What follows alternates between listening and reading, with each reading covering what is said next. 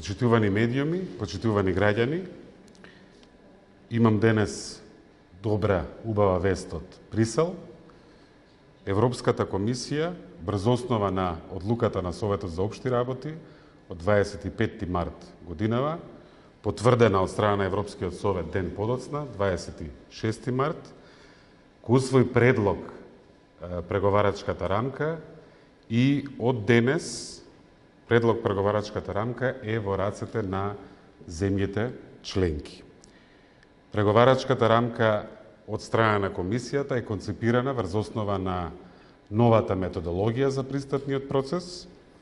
Основна цел на овие измени е пристапниот процес да биде поизвесен, поконкретен, поверодостоен, подинамичен, со засилено политичко управување, влијание од страна на земјите членки, заснована на објективни критериуми и строга и позитивна и негативна условеност, како и реверзибилност.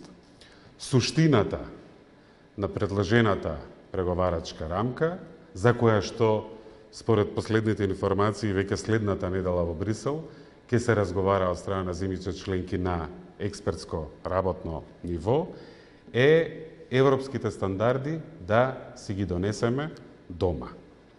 Пред се, демократските принципи и вредности поврзани со владењето на правото, како и економските реформи.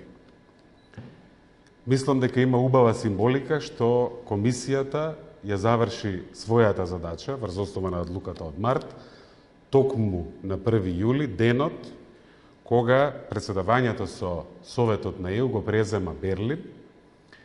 И јас сум убеден дека како што беше за нас историско хрватското претседателство, така ќе биде и германското претседателство и заедно со германската поддршка во следниве месеци ќе отвориме првата меѓувладина конференција.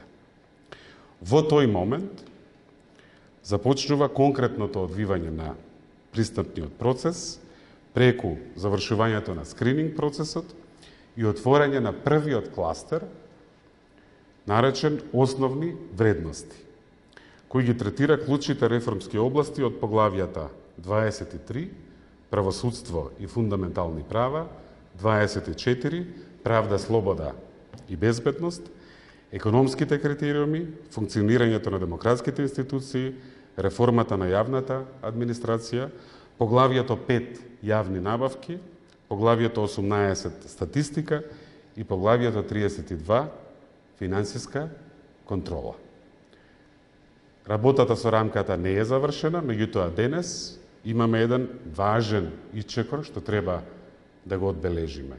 Европската комисија го утврди предлогот и го достави на усвојување, прво на дебата, па на усвојување на земјите членки, да ни е со среќа.